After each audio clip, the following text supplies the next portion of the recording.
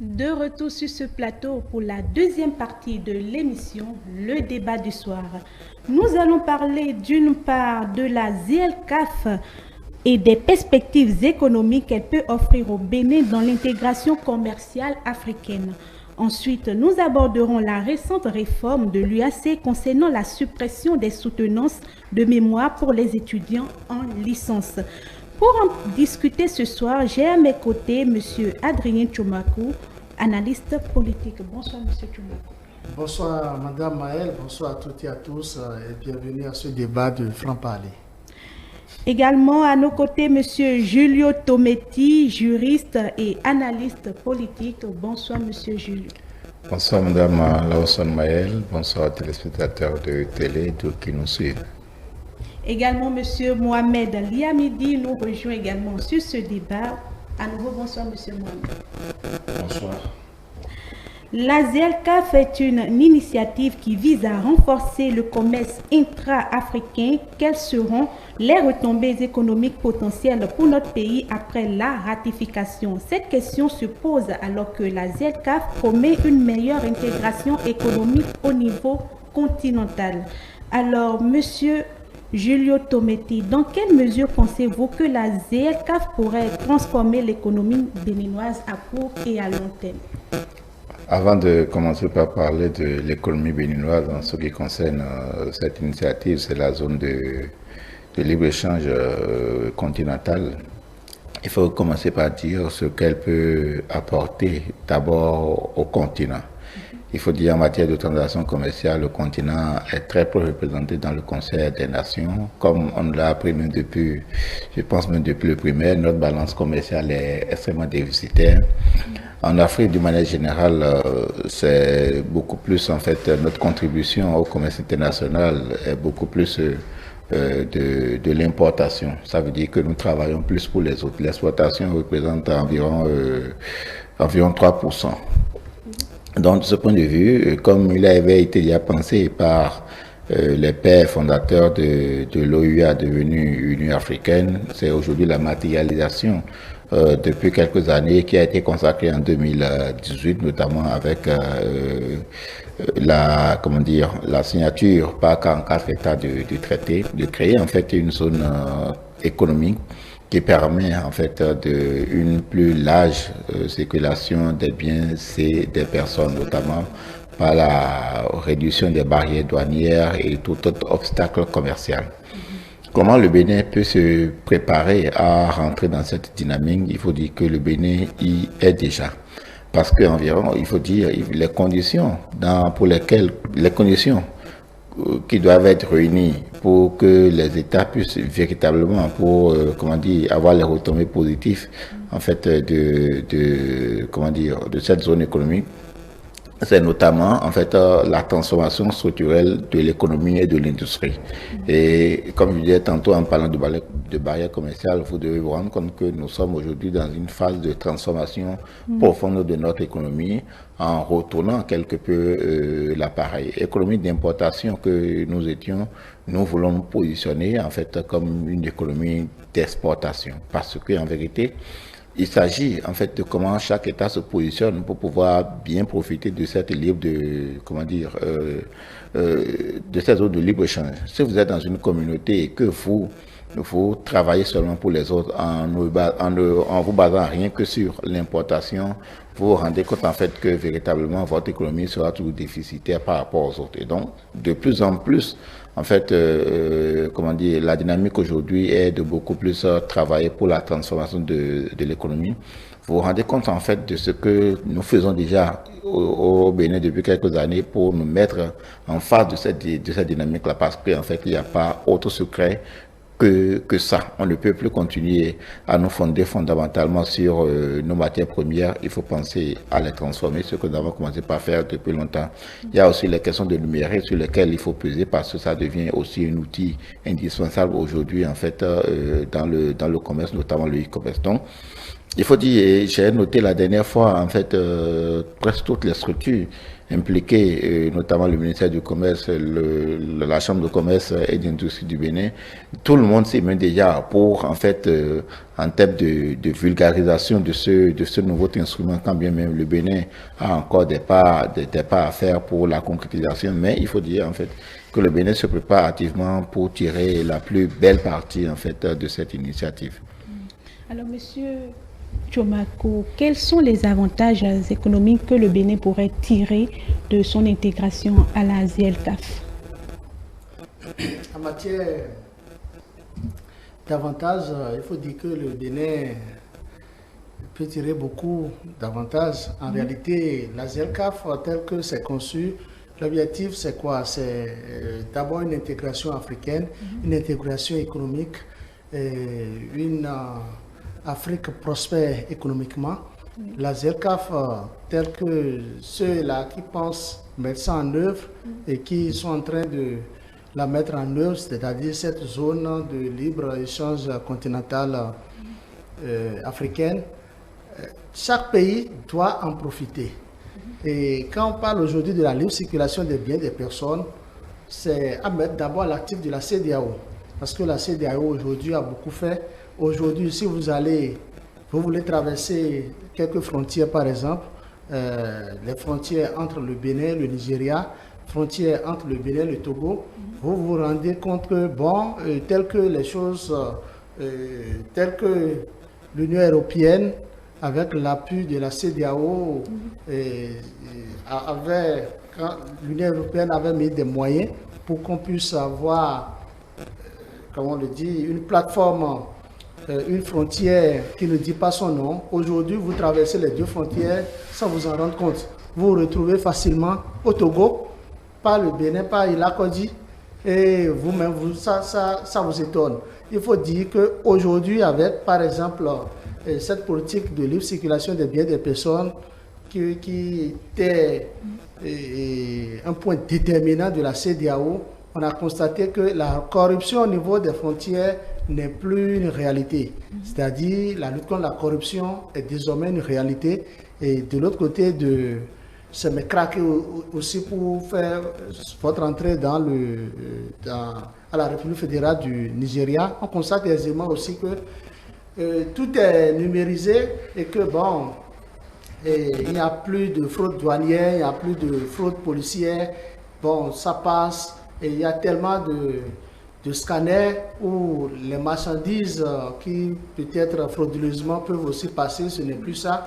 Écoutez, quand je prends par exemple la structure de l'État qu'on appelle Bénin Contrôle, pour traverser les frontières dans lesquelles se trouve cette structure, on s'en rend compte effectivement que la lutte contre la corruption au niveau de ces frontières est vraiment une réalité. Donc, d'une manière ou d'une autre, avec la mise en œuvre de cette zone de libre-échange continentale africaine, je pense quand même que le Bénin va pouvoir beaucoup gagner. On ne parlera plus de fraude douanière, fraude policière au niveau de nos États. Nous allons aboutir à une Afrique vraiment intégrée, à une Afrique où l'économie va se prospérer, à une Afrique dans laquelle, par exemple, tout individu doit se sentir chez lui. Et le Guinéen qui vient au Bénin, il n'aura plus à faire assez de tracasseries pour cette affaire de visa. On tend même vers la suppression des visas, en Afrique, puisque nous constituons une seule planète.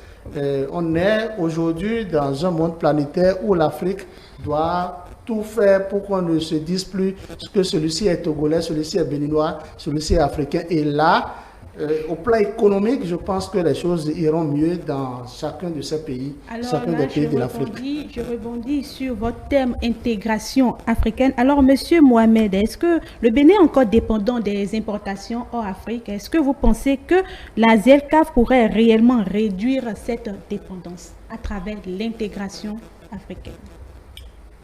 Ça, je ne pourrais le dire de façon affirmative. Mais quand vous parlez d'importation, c'est-à-dire non africaine dont la provenance n'est pas africaine. Là n'est Est-ce qu'à pas. travers cette relation, d'autres pays pourraient offrir au Bénin ce qu'il va chercher à l'extérieur?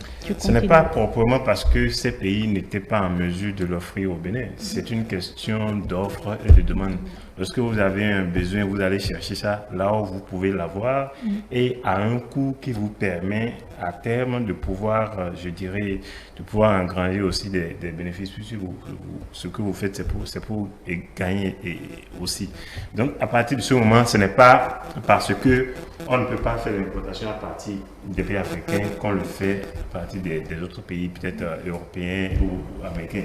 C'est une question de disponibilité. Lorsque, par exemple, je prends l'exemple de la volaille ou des produits du genre, il n'y a aucun pays en Afrique qui puisse offrir une capacité par rapport aux besoins qu'on peut avoir ici. Donc, en termes de compétitivité, je parle bien sûr en termes de compétitivité, donc, puisque c'est ça qui définit tout. On ne fait pas des échanges pour perdre. Quand on fait des échanges, c'est forcément pour gagner. Donc, c'est pour répondre à cette question-là. Mais néanmoins, la question de l'intégration paraît quand même comme un avantage évident pour les pays qui sont partis à cet accord-là de libre-échange continental. Parce que, à partir du moment où on pourrait arriver à l'union tarifaire, l'union douanière, ainsi de suite, ça va permettre une certaine facilité au niveau des échanges, au niveau de ces pays-là. Le problème pour un pays comme le Bénin, moi je le vois déjà, c'est que nous sommes beaucoup plus tributaires, notre économie est beaucoup plus tributaire de ces importations et donc de tout ce qui relève des taxes, de la douane et tout. Donc à partir du moment où on va dans une union, quand on dit union au niveau des tarifs, par exemple, douaniers, union douanière, tout ça, c'est ce qui arrange le grand nombre. C'est ce qui pourrait faire le bonheur du grand nombre. Or, les réalités des pays ne sont pas les mêmes. Nous avons une forte dépendance par rapport aux importations, ce qui peut amener les dirigeants à pousser encore la réflexion pour savoir est-ce qu'il est déjà opportun de ratifier cet accord-là. Parce que même si nous avons signé l'accord, tant que l'accord n'est pas encore ratifié, on ne peut pas encore entrer dans la mise en application tout de suite. Donc, voilà, de mon point de vue, l'inquiétude à ce niveau-là.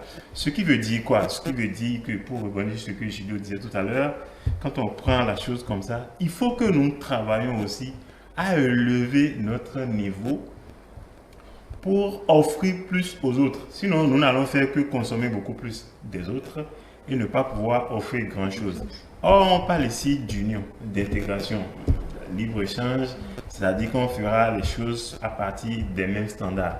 Si c'est nous qui consommons beaucoup plus des autres et que nous n'avons pas grand-chose à offrir aux autres, c'est comme si, comme le disait Gilles tout à l'heure, nous allons finalement travailler beaucoup plus pour les autres. Donc, à ce niveau, il y a encore du travail à faire, pour ne pas dire du chemin à faire, pour aller beaucoup plus à une transformation interne, booster notre capacité, c'est-à-dire que la transformation de notre économie, pour pouvoir être aussi compétitive que les autres pays, ne pas seulement prendre ce qui vient des autres. Parce que si on va à une harmonisation, de ce point de vue, cela ne nous arrangerait pas. Alors, Monsieur Julio, comment vous renchérissez? Est-ce que vous pensez qu'il s'agit d'une réduction de la dépendance du Bénin à travers l'ASIELCAF ou d'une contribution à travers des exportations du Bénin? C'est les deux. Les deux, parce oui. qu'en fait, j'ai constitué rapidement les chiffres d'une enquête de l'Organisation mondiale du commerce en 2022, d'accord, fin 2022. La masse d'exportation du Bénin dans le Conseil des Nations représente 0,008%. D'accord? Sur le plan africain, nous sommes à 0,03%. Et en termes de contribution. En termes de contribution à l'exportation, ça peut faire rigoler. L'importation n'est pas aussi, aussi logée que ça, mais ça représente en fait un peu plus de 30%, donc environ 0,36% en fait de taux d'exportation au plan mondial, d'importation au plan mondial. pour voir, pour montrer un peu, comment dire, la fébrilité, en fait, de notre système économique ou bien de nos échanges, en fait, commerciaux avec le reste du monde. Et, en fait, cet instrument offre à chaque pays aujourd'hui, en fait, les moyens de s'offrir plus d'attractivité. Alors que pour s'offrir plus d'attractivité, il faut, en fait, s'offrir les moyens. Et ces moyens, il est clair aujourd'hui qu'il faut le rechercher au niveau du secteur privé, en tenant compte aussi des investissements. Comment faire, comment nous faisons pour avoir de l'attractivité, pour capter en fait des investissements. Qu'ils vous souviennent, tout ce que, par exemple, en tenant compte de notre contexte, tout ce que le président de la République a fait depuis 2016 et qui, d'une manière ou d'une autre, a mis en péril en fait les intérêts de certaines personnes. Et l'intérêt, c'était de capter en fait les investisseurs étrangers pour que en fait le Bénin devienne en fait un pôle d'échange, un pôle de développement qui puisse offrir des biens et services d'une certaine façon. Alors, quand revenons un peu au plan interne, la dernière fois, il y a cela 2 mois, c'était en juillet, la Chambre de commerce et d'industrie du Bénin a organisé un séminaire d'information. À l'issue, il y a une enquête. Au préalable, il y avait une enquête qui avait été menée sur la connaissance en fait des acteurs du secteur privé du mécanisme en fait de cette zone de libre-échange continentale. Il était apparu que 49% n'ont jamais entendu parler de la ZLECAf d'une certaine façon. Ceux qui en ont entendu parler, il y en a 44% ou 45% qui en ont entendu parler brièvement. 3% qui sont notamment dans l'industrie avaient été vraiment moulés à la chose. Ce qui veut dire en vérité que nous ne sommes pas prêts.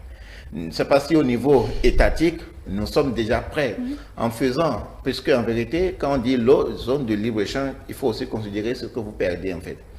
Si les pays comme les nôtres, qui ont un budget, si essentiellement, qu'on peut dire, fiscal ou douanier, ça crée des manques. Et donc, il faut trouver des moyens pour suppléer ce manque-là. Comment faire pour que, au démarrage, nous ne soyons pas trop. Est-ce que nous sommes suffisamment prêts à, en même temps, engranger des bénéfices par rapport aux concessions que nous faisons d'une certaine façon? Sinon, notre équilibre budgétaire va se trouver, quelque peu en souffrance.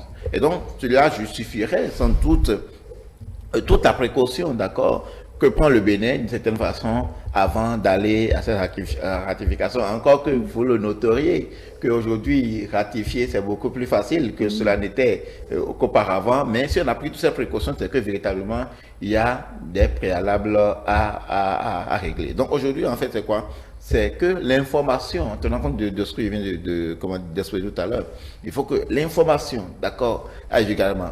Excusez-moi, Mme Maëlle, il a fallu que vous parliez de ce sujet pour que moi, en ce qui me concerne, depuis quelques jours, j'ai commencé par faire des recherches là-dessus, puisque j'en ai entendu parler vaguement. Et donc, ça a été le cas pour beaucoup d'une certaine façon. Alors qu'on a commencé par parler de cette zone de libre-échange depuis 2012, et l'acte fondateur a été en 2018.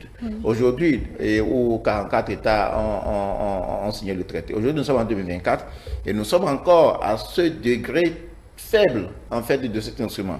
Je ne veux pas dire que c'est le Bénin seul, ça doit être le cas en fait aussi des autres peuples d'Afrique. Et donc il y a à travailler pour que ça soit véritablement vulgarisé. Après la vulgarisation, comment on fait pour rentrer dans cette dynamique-là? Comment on active en fait les leviers de notre économie d'une certaine façon pour être en phase avec cette dynamique-là, pour que lorsque ça va démarrer, nous puissions être en pole position pour gagner plus que ce que nous pouvions en perdre. Puisque en vérité, il faut se rendre compte que le monde en a besoin. Les experts disent que ce sera, si ça rentre dans sa phase active, ce sera la plus grande zone économique au monde, c'est-à-dire plus que tout ce qui a existé par le passé. L'Afrique deviendra à ce moment-là une zone d'attractivité qui pourra en fait absorber aussi des investisseurs au détriment même d'autres continents. Donc, nous avons fort à faire pour nous approprier davantage de ces instruments, notamment les experts, en fait, toutes les couches, les cadres, les experts, notamment, en fait, le secteur privé pour lequel sa contribution est indispensable pour que le Bénin tire, en fait, le meilleur profit de cet instrument. Alors, M. Tchomakou, vu de tel, le Bénin a encore beaucoup à contribuer en termes d'exportation. Alors, la ZLCAF n'est pas une opportunité pour industrialiser certains secteurs sous-développés au Bénin? Oui, en fait, la ZLCAF est bel et bien un facteur d'industrialisation de chaque État. Et vous savez, le Bénin, quand je prends le Bénin est en avance par rapport à d'autres pays. Et je le dis, preuve à l'appui, quand je prends par exemple ce qui se passe à Glodjibé, où nous avons désormais une zone industrielle digne du nom.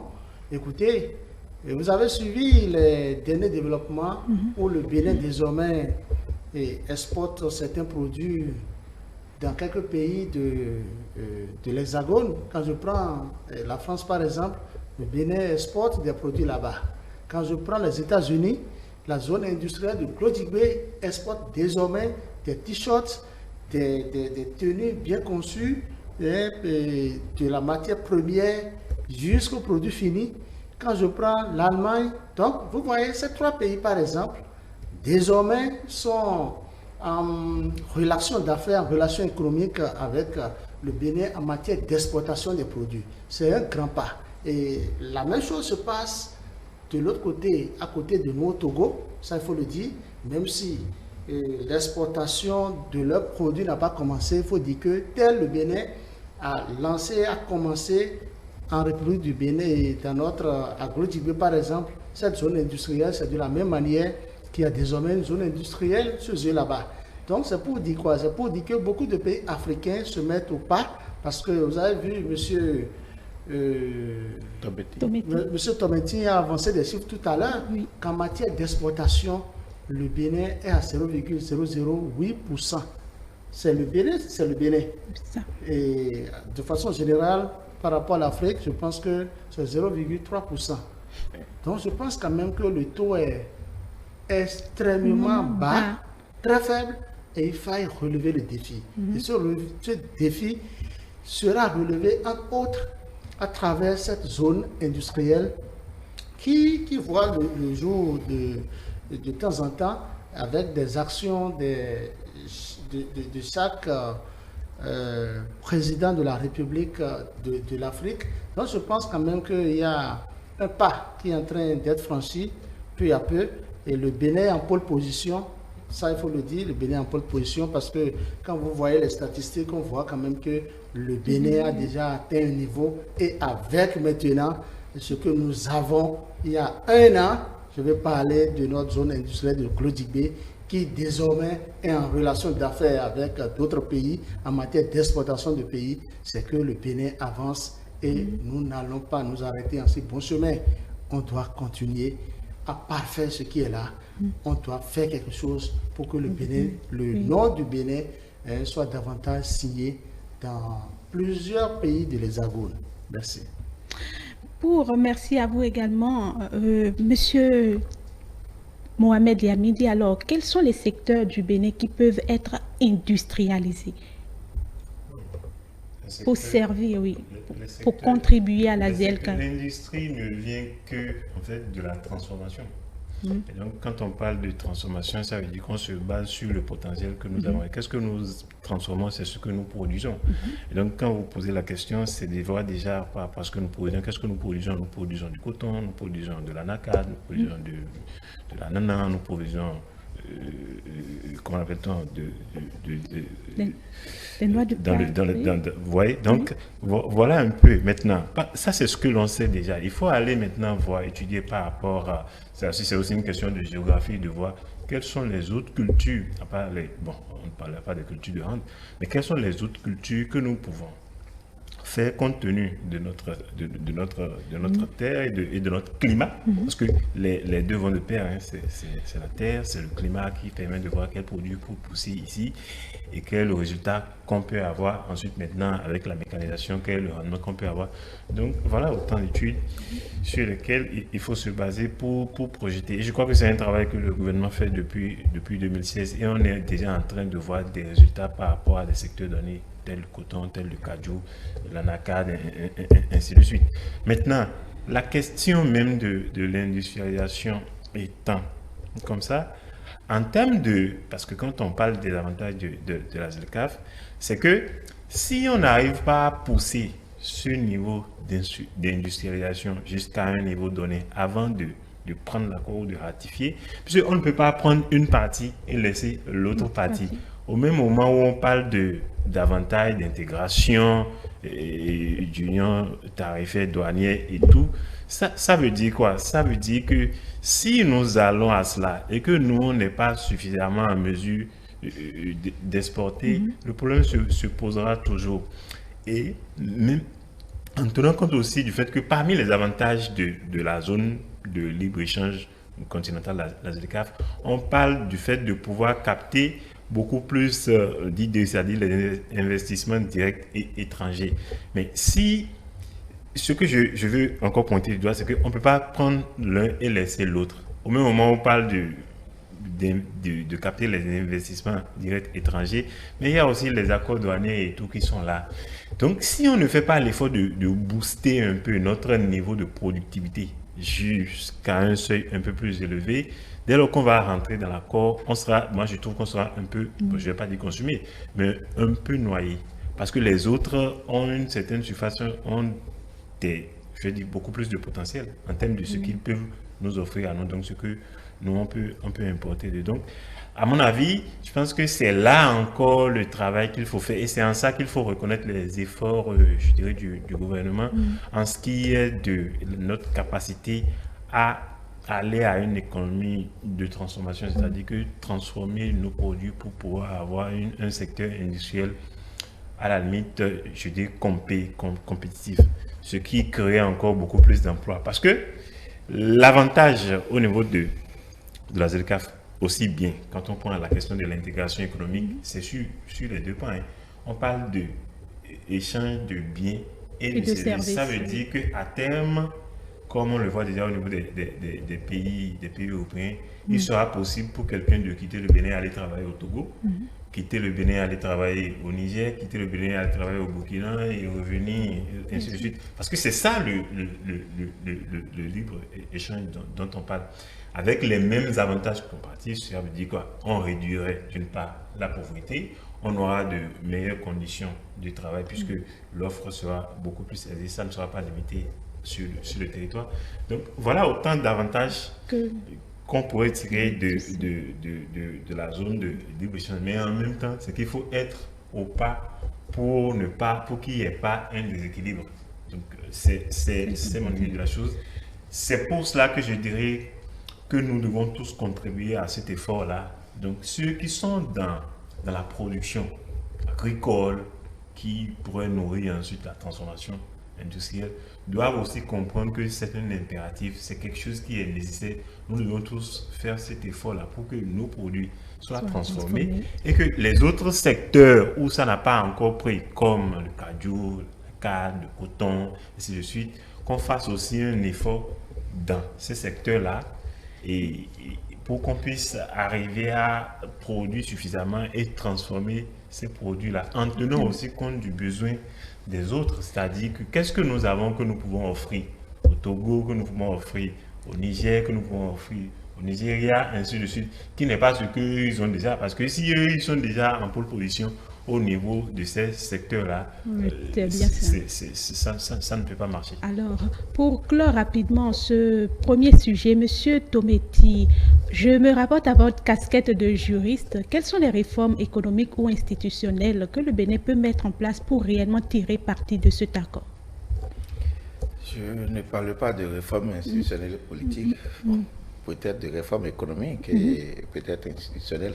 Oui, réformes et économiques, oui. Et je pense que beaucoup de choses avaient été déjà faites. Comme je le disais tantôt, vous vous rappeliez, par exemple, dans la perspective de capter des investisseurs étrangers, toute la panoplie de législation que courageusement le gouvernement de la rupture a mis en œuvre, quel que soit, comment dire, les relents que cela a eu. Je vais parler par exemple du partenariat public-privé, je vais parler par exemple de la loi sur de la suppression de la grève, je vais parler de la réforme de la loi sur l'embauche. Et vous savez, l'idée derrière tout cela, c'est de faire en sorte que les conditions d'installation et en fait de mise en œuvre en fait d'activités commerciales et économiques soient les plus aisées que possible. Donc, le Bénin a déjà le cadre, quitte à le renforcer, d'accord, et à s'adapter aux exigences de ce mécanisme de zone de libre-échange. C'est pourquoi je vais revenir peut-être de manière plus générale en fait sur les défis. Je l'ai noté la dernière fois lors de ce séminaire dont je parlais tantôt. Le Bénin, comme tout le reste de l'Afrique, doit relever un certain nombre de défis. Premier élément, en fait, c'est quoi? C'est la capacité d'offre. On dit pour parler de commerce, il faut être capable d'offrir des services et des biens. Donc, comment faire? Donc, c'est de ça que nous avons parlé jusque-là, en parlant de notre capacité à aller davantage vers l'industrialisation. Oui. À côté de ça, il faut avoir des infrastructures matérielles.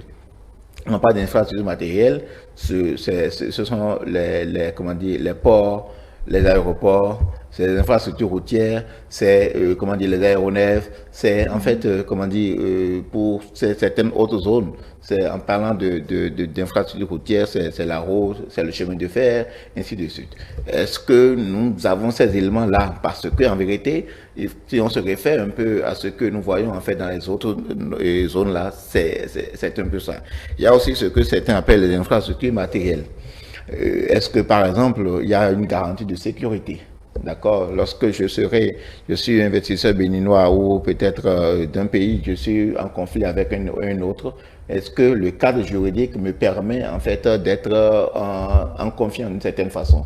Donc, tout élément en fait que on doit prendre aujourd'hui en compte si véritablement on veut rentrer en fait dans cette zone. Il y a plein d'autres. On a cité la question de gouvernance et des infrastructures matérielles, le financement du commerce, la facilitation des échanges, l'information commerciale, les questions de monnaie. Il y a une panoplie en fait d'éléments de défis que l'on doit tenter en fait de pouvoir les relever ou au mieux, d'abord de pouvoir les apprécier l'état où nous sommes et où est-ce quel est le pas, s'il y a des plans supplémentaires à faire, quel est le pas. C'est pourquoi votre question de relance s'adapte bien à la préoccupation. Est-ce que le cadre juridique aujourd'hui en fait permet en fait de mettre davantage, le cadre juridique permet davantage de mettre les gens en confiance à venir investir, à venir déployer en fait les activités commerciales au Bénin et rester en contact avec le reste du monde? Je pense que le Bénin est en train de faire des pas et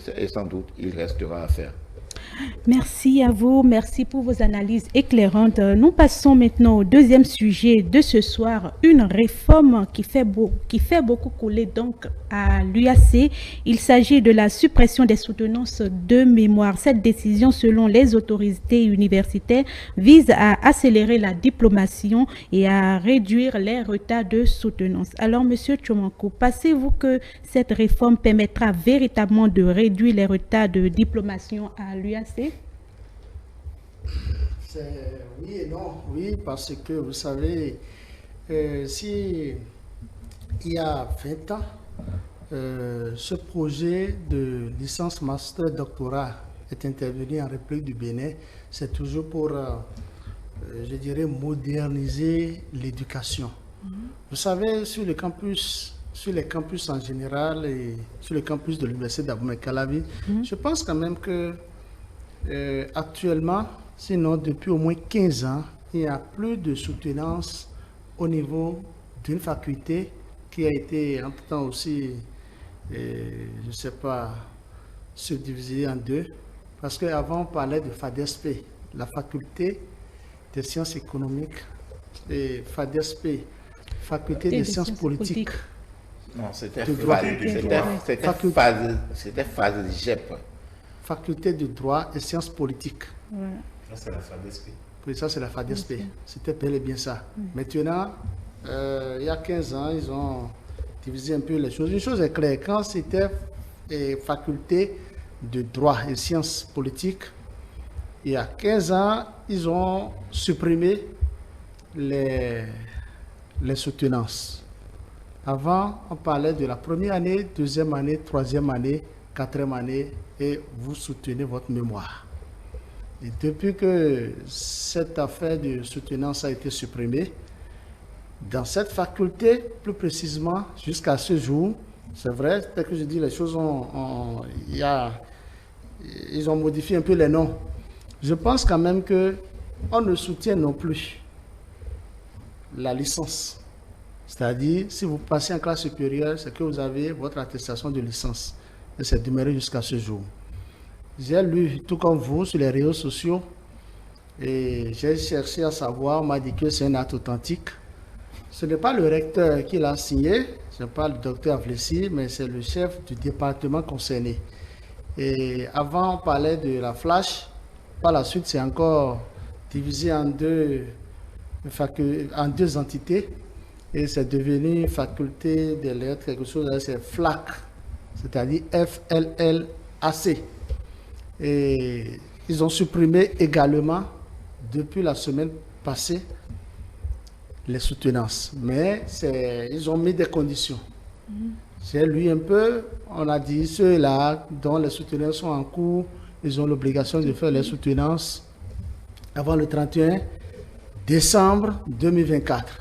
Ceux qui doivent prendre des thèmes de mémoire, des sujets, ils ont l'obligation d'aller les chercher et de tout mettre en œuvre pour déposer leur rapport et de soutenir. Donc, je comprends aisément que ces soutenances qui sont désormais interdites, supprimées, c'est à compter de l'année 2025. Autrement dit, il est dit dedans qu'en lieu et place d'une soutenance, c'est un rapport de 15 pages que les étudiants doivent produire. Donc, je pense quand même que c'est l'équivalence d'une soutenance. Parce que pour avoir ce rapport, il faut faire une ou plusieurs recherches. C'est sur la base de ces recherches que vous produisez votre rapport. Et vous devez être soutenu par quelqu'un, un aîné, un professeur, ou bien quelqu'un qui s'y connaît quand même, qui sera votre guide, qui va vous aider à pouvoir faire ces recherches, à harmoniser votre rapport, vous aider à bien rédiger ce rapport avant de pouvoir aller déposer ce rapport, pouvoir obtenir votre diplôme de licence.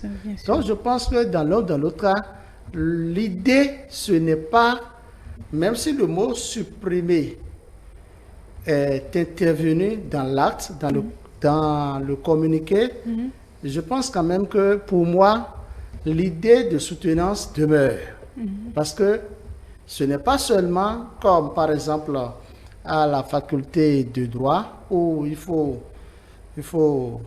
disons, passer les examens de fin d'année. Et c'est semestriel désormais. Bon, faire tous les examens et vous passez en classe supérieure, tout comme si vous êtes dans un établissement scolaire. Non. En lieu et place de la soutenance, il y a bel et bien ce qu'on entend par rapport. Pas des rapports de stage, mais un rapport de recherche. Et ce rapport de recherche serait très bien écrit, très bien aéré et très bien soutenu par un français vraiment courant. Donc je pense quand même que l'idée de soutenance demeure toujours. Et il faut le dire, quand vous lisez le communiqué, c'est sur la base de plusieurs propositions, des propositions des professeurs d'université, des chercheurs, des maîtres de conférences. C'est sur la base de ces écrits, ces propositions que le responsable de cette entité a sorti ce communiqué. Donc je pense quand même que l'idée de soutenance demeure. Et c'est la raison pour laquelle moi je dis soutenance oui ou non, on continue toujours de soutenir à l'université d'Abomey Calavi. Alors, Monsieur Mohamed, la suppression des soutenances affectera-t-elle la préparation des étudiants à la recherche universitaire? Je ne pense pas. Parce que si je prends même le comment je vais dire, je ne sais pas si je vais dire que c'est un palliatif qu'on a trouvé.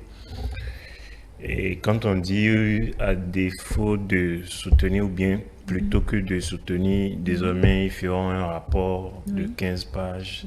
Ça veut dire quoi? Quand on fait un rapport, c'est sur la base d'une comment je vais dire, d'une problématique. Peut-être que la rigueur derrière, Donc, le stress derrière la soutenance n'y est plus. Oui, ce n'est qu'une conséquence. Ce n'est qu'une conséquence. Mais quand j'ai suivi l'élément passé dans le journal, hein, si je me rappelle bien, le responsable du bureau d'union d'entité des étudiants de la faculté a dit que cette décision se base sur le fait que pendant longtemps, eux, étudiants, ont été confrontés à ce problème d'indisponibilité. Je ne vais pas, peut-être qu'il y a un manque d'encadreurs. C'est le problème qu'il a soulevé. Et donc, pour remédier à cela, puisqu'il faut nécessairement un encadreur pour pouvoir rédiger un mémoire, puisqu'il faut quelqu'un pour diriger le mémoire et signer le mémoire. Donc, le problème étant là, qu'est-ce qu'il faut faire? Et la conséquence de cela, c'est que les gens n'arrivent pas à soutenir, ils n'arrivent pas à avoir leur diplôme. Et si tu ne soutiens pas, tu ne peux pas avoir le diplôme. Et d'année en année, on a ce problème-là qui s'est accumulé. Donc, pour trouver, moi je pense que c'est une solution à la limite, je dirais palliative, que, comment je vais dire, que le doyen de la faculté a trouvé, ne serait-ce que le temps de juguler, donc pouvoir trouver une issue pour ceux qui sont là, leur permettre d'avoir leur diplôme à temps et de pouvoir soit poursuivre leur cursus académique ou bien aller faire valoir leur diplôme en quête de travail, donc dans la vie professionnelle. L'un dans l'autre, le problème reste toujours posé. Parce que il ne faut pas prendre l'effet pour la cause. Quand on prend la cause ici, on parle de ce que l'encadreur n'est pas de ça, veut dire qu'on parle de l'enseignant qualifié pour pouvoir diriger, donc suivre le mémoire et signer le mémoire. Donc ce problème étant là, c'est deux choses. Ou bien c'est le fait que l'on n'oriente pas les étudiants, ou c'est à la limite tous ceux qui ne peuvent pas réussir dans les autres facultés qui, de facto, ou par la force des choses, je dirais, se retrouvent ici, ou bien c'est un problème d'orientation qui amène à ce qu'on puisse avoir une masse d'étudiants qu'on n'est donc pas en mesure d'encadrer à l'issue de, comment je vais dire, c'est-à-dire à la fin du cycle, le premier cycle, pour que les gens puissent soutenir et non seulement rédiger leur mémoire et soutenir avoir leur diplôme. Donc, si le problème est ainsi, ça veut dire qu'il faut chercher à ces niveaux que moi je vois de ma position. Peut-être qu'il y a d'autres, comment on appelle ça, peut-être que le problème se pose à d'autres niveaux. Mais il faut chercher à cerner globalement les causes, d'accord, pour pouvoir vraiment remédier à long terme à ce problème. Sinon que pour moi, l'idée de partie de soutenance pour venir à un rapport de 15 pages, on n'est pas vraiment sorti de l'ornière. Alors, Monsieur Tometi, quelle lecture vous faites de cette suppression? C'est d'abord une décision salutaire.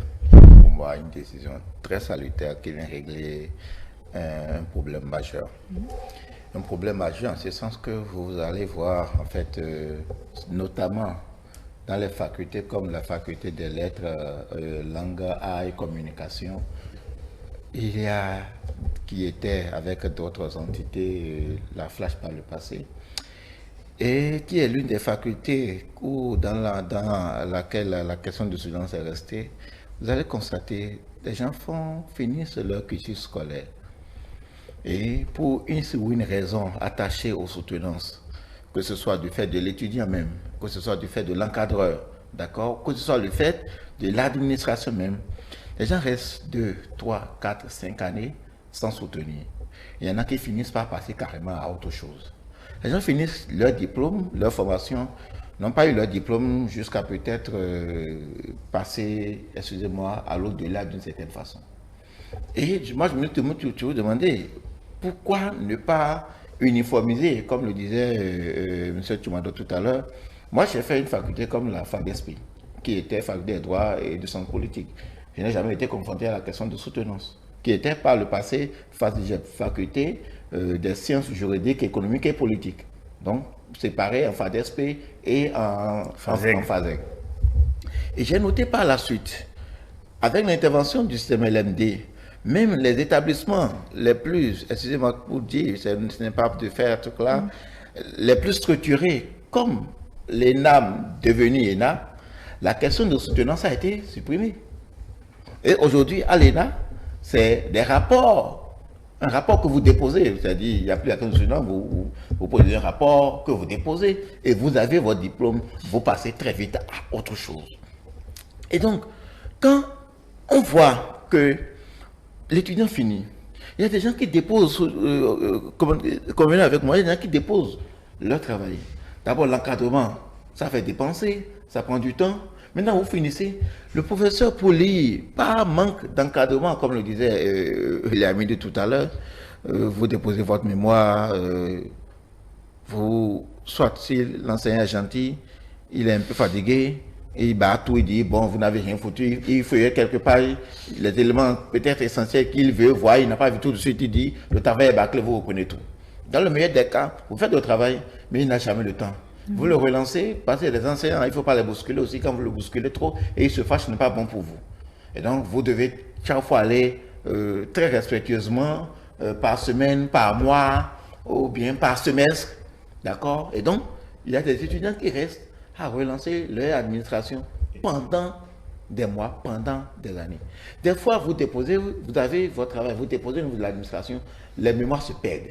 Dans les facultés, comme la faculté des lettres, langues, arts et communication, il arrive que des mémoires produits pendant plusieurs mois, pendant plusieurs années, finissent par se perdre.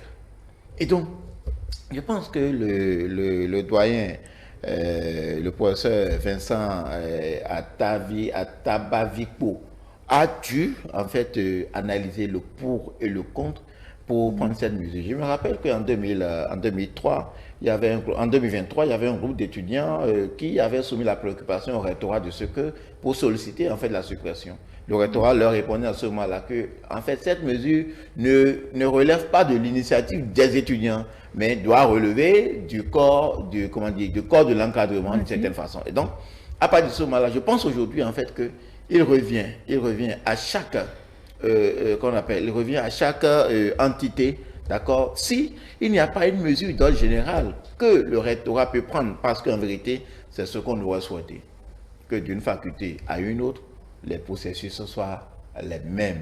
Mais aujourd'hui, on a dû se rendre compte que chaque entité est responsable de l'orientation qui donne à la formation. Aujourd'hui, c'est ce que nous avons, et en tenant comme dit chez moi, ce qui est regrettable, c'est que le doyen, en fait, en prenant en fait ce acte, n'a pas cru devoir motiver, voilà, n'a pas cru devoir motiver en fait la décision. Ça nous aurait beaucoup plus orienté sur en fait le diagnostic qui a abouti à cette mesure-là. Sinon, pour moi, c'est une mesure louable que j'ai bon espoir que ça va finir par se généraliser. Et heureusement, comme le disait Thomas tout à l'heure, l'acte a prévu les mesures transitoires.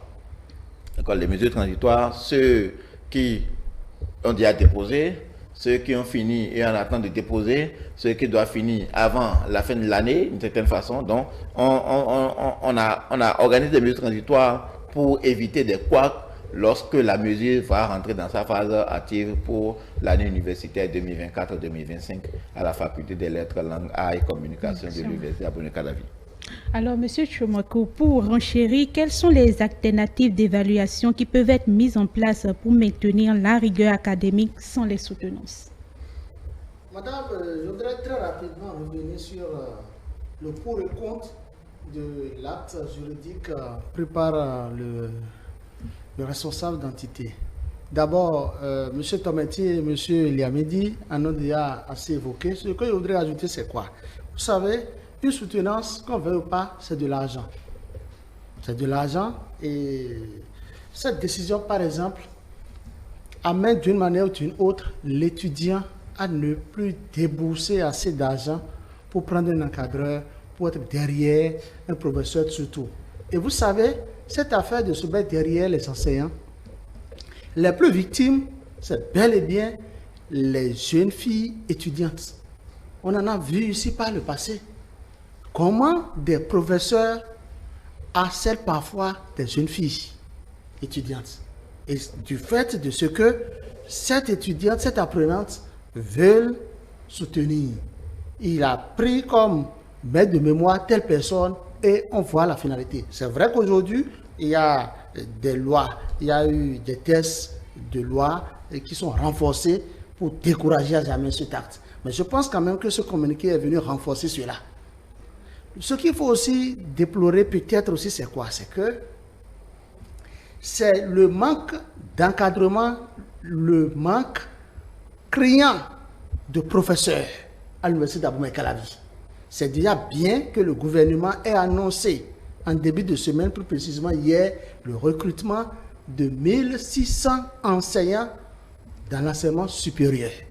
Donc je pense quand même que si le gouvernement béninois recrute 1600 enseignants, peut-être que dans les années à venir, on peut encore revenir sur cette décision de ce professeur qui est en charge la faculté des lettres à l'université d'Abomey Calavi. On peut revenir sur cette décision parce que moi je pense que le problème crucial, c'est parce qu'il y a un manque d'encadrement, tel que Tometin l'a dit. Des gens terminent au lieu de soutenir à temps, c'est parce que le professeur n'est pas dispo ou on ne le voit pas, il faut qu'on te corrige et tes écrits, c'est tout ça qui amène ça. En conséquence, celui qui est le premier responsable de cette entité est obligé de prendre cette décision courageuse. Moi, je le félicite. Aujourd'hui, vous voyez, regardez comparer un tout petit peu les anciens ENAC et ceux qui sortent des écoles de l'ENAC, de l'Université d'Abomey Calavi. Il y a une grande différence en matière d'expression. Quand des étudiants en général, quand ils s'expriment aujourd'hui, il y a quelque chose qui ne va pas. Il y a une question de formation qui se pose. Non, j'ai généralisé. C'est général. C'est pour dire quoi? Vous avez dit tout à l'heure que avant, on sait qu'il y a soutenance là-bas, il n'y a plus soutenance actuellement à l'ENA. Et c'est pareil, et le top est lancé ici maintenant à la flash. Si le top est lancé à la flash, ça veut dire quoi? Parce que vous savez, quand les gens font des recherches, une chose est d'écrire, l'autre chose est de rendre ce que vous avez écrit. Et quand vous présentez votre mémoire, ça montre votre niveau de culture aussi, votre niveau d'engagement, de prise de parole. Ça montre que en matière d'art oratoire, vous pouvez vous exprimer en face du public. Donc, on est en train de supprimer ça là aux étudiants, ce qui n'est pas bien. Très bien. Je pense que dans l'un ou dans l'autre cas, la décision a été prise. C'est une décision qui arrange plus d'un, même si les conséquences sont fâcheuses. Alors, monsieur Vous Mohamed... me posez une question tout à l'heure. Oui, allez-y très rapidement. Reprenez, s'il vous plaît, Quelles sont les rigueurs, quelles sont les alternatives qui peuvent être mises en place pour assurer la rigueur malgré le manque de soutenance? La non-soutenance des mémoires, qu'est-ce qui peut être mis en place pour réellement être sûr que les étudiants prennent au sérieux leur rapport de stage? Non, les responsables qui ont pris cette décision l'ont bien mûri. Et tel que je l'ai dit tout à l'heure, il y a eu assez de propositions de la part des professeurs. Il y a eu assez d'assemblées générales qui s'est tenue. Et c'est au regard de tout ça que le responsable de l'entité a pris cette décision. Je pense quand même qu'il y aura de suivi parce que si vous ne déposez pas votre rapport de 15 pages, vous ne pouvez pas avoir le diplôme. Alors, M. Liamidi, très rapidement, qu'est-ce que vous en dites de la rigueur qui peut être inclue malgré qu'il n'y a pas de soutenance de mémoire? Lorsque vous écrivez le rapport que vous déposez, dès lors que vous n'avez pas la possibilité de soutenir, ça permet d'évaluer. C'est une sorte d'évaluation. On voit votre capacité à défendre ce que vous avez produit et comment vous pouvez le rendre. Mais dès lors que c'est un rapport qui en plus est de 15 pages, que vous le déposez, ça vous dit que vous devez être précis et concis. Et donc, vous avez cette, cette obligation-là, et qui fait que vous devez faire un travail suffisamment élaboré, qui, puisque vous ne serez pas là pour le défendre, le travail doit parler pour vous. Et en ce moment, la rigueur, c'est ce que l'étudiant doit comprendre de lui-même. L'étudiant doit comprendre de lui-même que à partir du moment où il ne sera pas là pour le défendre, donc il faut que le travail soit bien fait. Alors, Monsieur Tometi, très rapidement. Oui, juste pour peut-être mettre un peu de bémol, d'accord, pour dire, raconter rapidement, en fait, ce dont j'ai été témoin dans mes années à l'université, avant le LMD, dans les facultés comme la Flash, c'est notamment en anglais. Il se disait que les étudiants qui faisaient l'anglais arrivaient en année de licence, en année de maîtrise, à cause de ce que sont en année de maîtrise, et qui n'arrivent pas véritablement à articuler la langue anglaise. Ils se contentent simplement de leur licence pour aller enseigner dans les collèges. La difficulté de pouvoir s'exprimer correctement, de pouvoir défendre des opinions, un travail scientifique en anglais, fait que pour la majorité, ils n'arrivent pas à soutenir. Ça peut être en fait une insuffisance en fait dans la mesure qui est prise actuellement, mais on peut trouver d'autres palliatifs pour en fait corriger et pour que en fait on passe au diplôme, mais que le diplôme concorde véritablement avec l'expression de la compétence. Merci à vous, Messieurs Julio Tometi, Monsieur Mohamed Liamidi et Monsieur Adrien Chomako pour vos pertinents points de vue. Nous espérons que nos téléspectateurs ont une meilleure compréhension des enjeux autour de la ZIELCAF pour le Bénin et des réformes en cours à l'UAC. Nous étions en direct du studio François-Xavier Noumon. Vous pouvez nous suivre sur l'ensemble de nos plateformes digitales, notre site internet www.etelebenin.com, notre page Facebook eTélé en direct, notre chaîne YouTube eTélé Bénin et via notre application iOS et Android eTélé Bénin. eTélé avec vous, pour vous. À la prochaine pour un autre numéro de débat.